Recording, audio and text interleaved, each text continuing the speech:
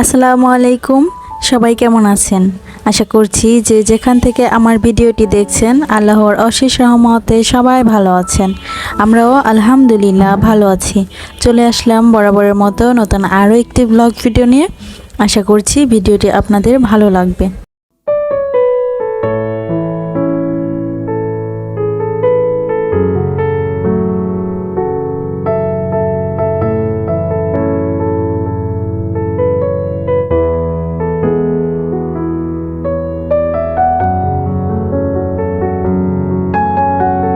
ঈদের বাকি আর মাত্র একদিন, তো অবশেষে কাঙ্ক্ষিত ঈদ এসে পড়েছে আলহামদুলিল্লাহ। আর আপনাদের সবাইকে ঈদের অগ্রিম শুভেচ্ছা, ঈদ মোবারক।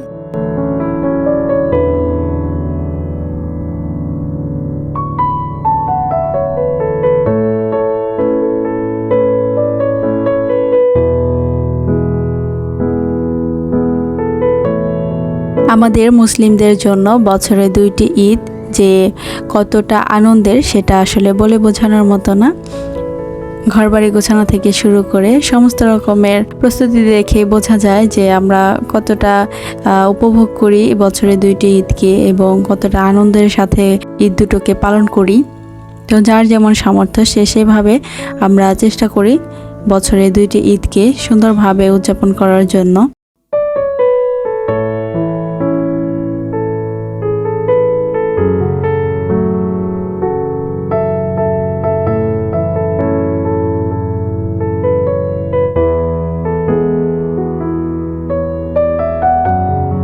রমজানে তো শপিং করা নিয়ে সবাই ব্যস্ত থাকি, তবে কোরবানির ঈদে কোনো শপিং এর কোনো প্যারা নাই। কেননা কোরবানির ঈদে মহান আল্লাহ তাআলার সন্তুষ্টি অর্জনের জন্য কোরবানি করা হয়, আর সেদিকেই আমাদের ধ্যান জ্ঞান মনোযোগ সবকিছু থাকে। আলহামদুলিল্লাহ আমাদের সামর্থ্য অনুযায়ী নিজ নিজ জায়গা থেকে কোরবানি করার চেষ্টা করব ইনশাল্লাহ।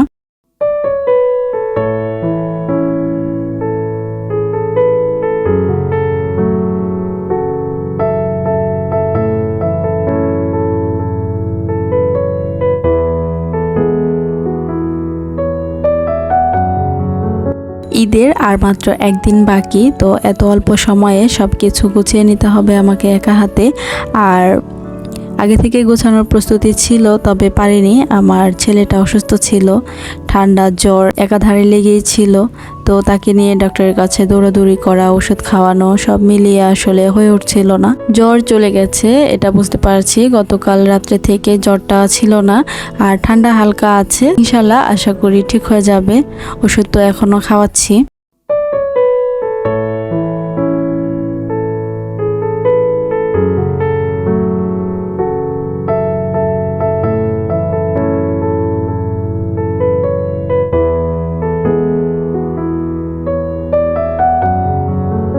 আমার ডাইনিং রুমের এক পাশে ওয়াশিং মেশিন রেখেছি। তো গোছ গাছের ক্ষেত্রে যেটা হয়, একেবারে সবগুলো পাশ একসাথে অর্গানাইজড করা যায় না। তো সেক্ষেত্রে আমি চেষ্টা করি একটু একটু করে এক একটা কোণা এক একবার অর্গানাইজড করে নিলে দেখা যায় একটা সময় গিয়ে পুরো ডাইনিং রুমটাই দেখা যাবে অর্গানাইজড হয়ে গিয়েছে। তো সেই প্রস্তুতি নিচ্ছি, আর সেজন্য প্রথমেই ধরেছি ওয়াশিং মেশিনের এই পাশটা। প্রথমে ওয়াশিং মেশিনের একটা কভার লাগিয়ে নিয়েছি। এটা আমি একটা অনলাইন শপ থেকে কিনে নিয়েছি। আর ওয়াশিং মেশিনের পাশে সাদা ওয়ালটা একেবারে ধবধবে হওয়াতে একটু ফ্যাকাশে লাগছিল, আর সেজন্যই এটাকে একটু কালারফুল করে দিয়েছি। এখানে কিছু ওয়াল স্টিকার লাগিয়েছি, একটা অনেক সুন্দর একটা গাছ এবং নিচে দুইটা পাখি। এই তিনটা স্টিকার লাগানোর ফলে দেখতে খুব ভালো লাগছে।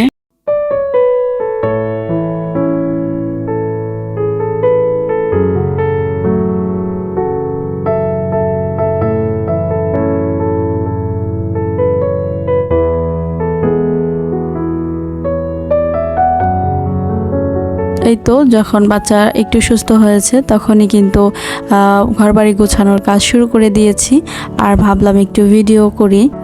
আমি যখনই চাই রেগুলার ভিডিও আপলোড করার চেষ্টা করব, তখনই কেন জানি না অনেক লেট হয়ে যায় ভিডিও আপলোড দিতে। আমি আসলে বুঝতে পারি না, যখনই একটা বিষয় নিয়ে অনেক বেশি আগ্রহ করি বা অনেক বেশি এক্সাইটেড থাকি, সেই বিষয়টাই কেমন জানি একটু পিছিয়ে যায় বা কিছু একটা হয়। এখন থেকে চিন্তা করেছি আর প্রস্তুতি নিয়ে কোনো কিছু করব না, যখন সময় পাবো তখনই করব। আর আগে থেকে প্ল্যানিংয়ের কোনো ঝামেলা রাখবো না। যখন প্ল্যানিং মোতাবেক কোনো কিছু করতে পারি না তখন অনেক খারাপ লাগে, আর সেজন্যই এখন থেকে এই সিদ্ধান্ত নিয়েছি।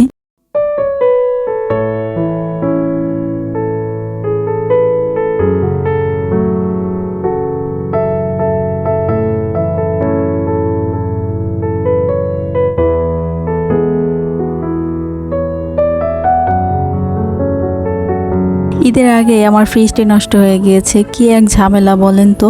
আমি আসলে বুঝতেও পারিনি কি হয়েছে না হয়েছে। তো হঠাৎ করে দেখি ফ্রিজের বরফগুলো গলে গলে পানি হয়ে যাচ্ছে, আর মাছ মাংস যা ছিল সেগুলো একেবারে বরফ ছেড়ে দিয়েছে।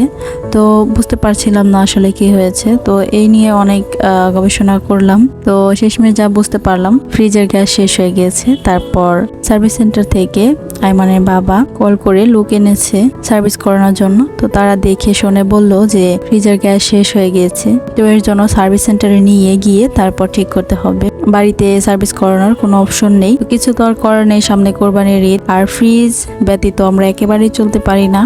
আমরা ফ্রিজের উপর অনেক বেশি নির্ভরশীল হয়ে পড়েছি দিন দিন।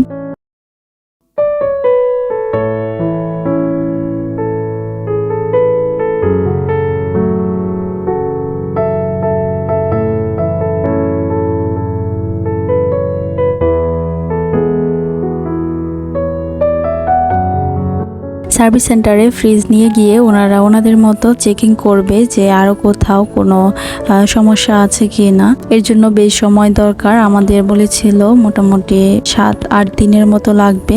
তো আলহামদুলিল্লাহ আমরা 6 দিনের মধ্যে পেয়ে গিয়েছি। এটা আল্লাহর অনেক বড় একটা রহমত।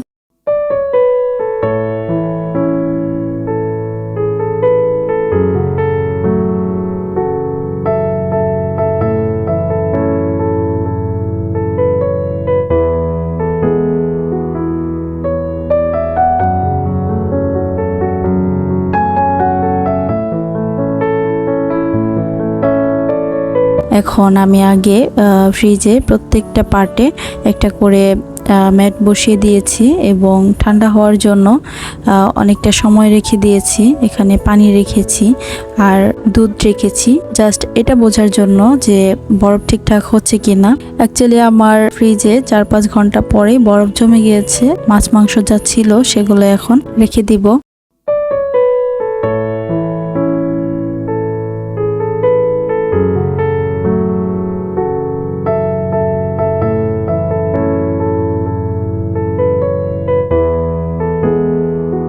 ফ্রিজের A to Z সমস্যা নিয়ে ডিটেলস একটা ভিডিও করার ইচ্ছা ছিল। ওই যে প্রথমেই বললাম আসলে প্ল্যানিং মোতাবেক কোনো কিছুই হয় না, তো সেটাও আর সম্ভব হয়নি। এর জন্য কয়েকটা ভিডিও একসাথে জুড়ে দিয়েছি।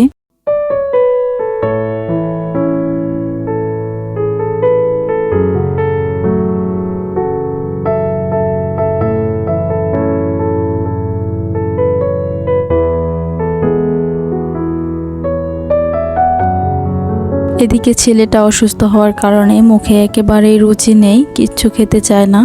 তাকে যত খাবারই দেই কোনো কিছুই খায় না, মুখে নিয়ে আবার ফেলে দেয়। আর সেজন্য আজ একটু ভিন্ন ধরনের খাবার তৈরি করছি। ঘিয়ে ভেজে আলু, মিষ্টি কুমড়া এগুলো ভাজি ভাজি করে ডিম দিয়ে ভাজা করে নিয়েছি। পুরোপুরি খায়নি, তবে কিছুটা খেয়েছে, মোটামুটি পেট ভরেছে আলহামদুলিল্লাহ।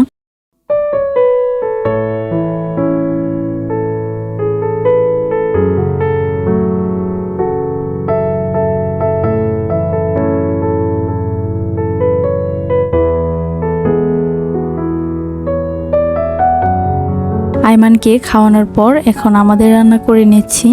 আর এই ভিডিওটি বেশ কয়েকদিন আগের, ভয়েস দেওয়া, এডিটিং করা এগুলো হচ্ছিল না, যার কারণে আপলোড দিতে অনেক বেশি দেরি হয়ে গিয়েছে।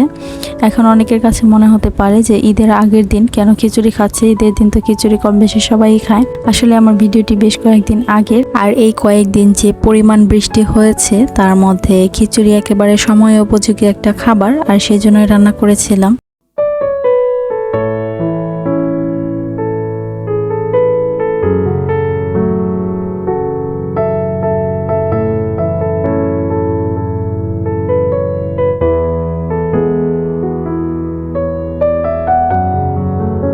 দ্রুত রান্না করার জন্য এখানে ফোটানো গরম পানির ঝোল দিয়েছি, এতে করে খুব তাড়াতাড়ি খিচুড়িটা হয়ে যাবে। দ্রুত রান্না করার এটি একটি সহজ সমাধান।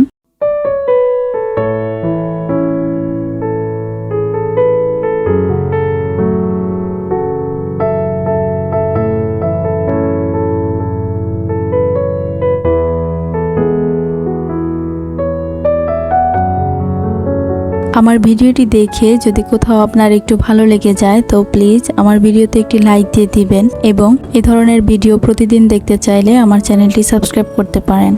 আর কাজটি যদি অলরেডি কেউ করে থেকে থাকেন, আপনাকে অসংখ্য ধন্যবাদ।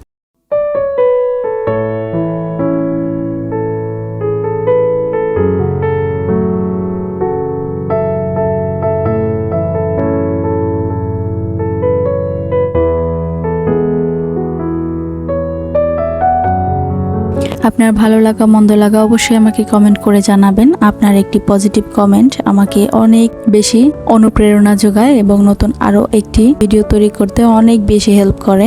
আমার অনেক লাভলি অডিয়েন্সরা আছেন যারা ভিডিও দেখেন কিন্তু লাইক কমেন্ট এগুলো কিছুই করেন না। তারা হয়তো মনে করেন ছোট্ট একটি লাইক এগুলোতে কি যায় আসে।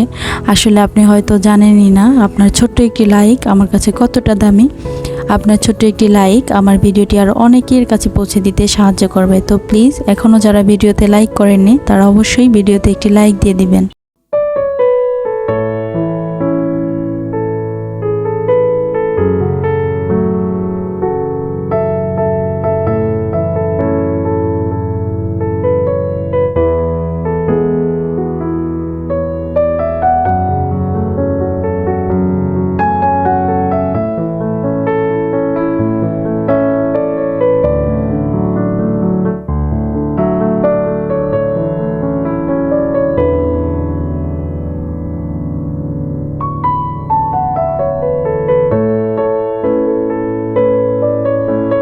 চেষ্টা করব ঈদের দিন একটা ব্লগ ভিডিও তৈরি করতে, তো জানি না সেটা কবে এডিট করে ভয়েস দিয়ে আপলোড দিব, তবে চেষ্টা করব খুব দ্রুত আপলোড দেওয়ার।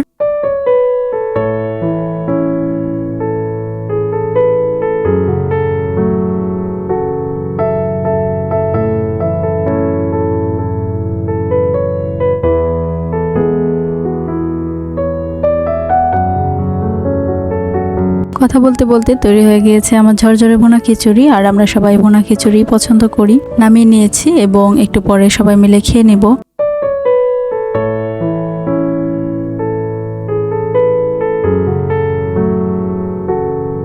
আর এখানে আগামীকাল সকালে নাস্তার জন্য একটা ভাজি করে নিচ্ছি। ভাজিটা অনেকটা হোটেল স্টাইলে করে নিচ্ছি। নর্মালি তো আমরা যেভাবে ঘরে ভাজি করি সেটার সাথে হোটেলে মিলে না, তো আজ চেষ্টা করেছি বুটের ডাল দিয়ে একটু ঝোলঝোল টাইপের ভাজি করার।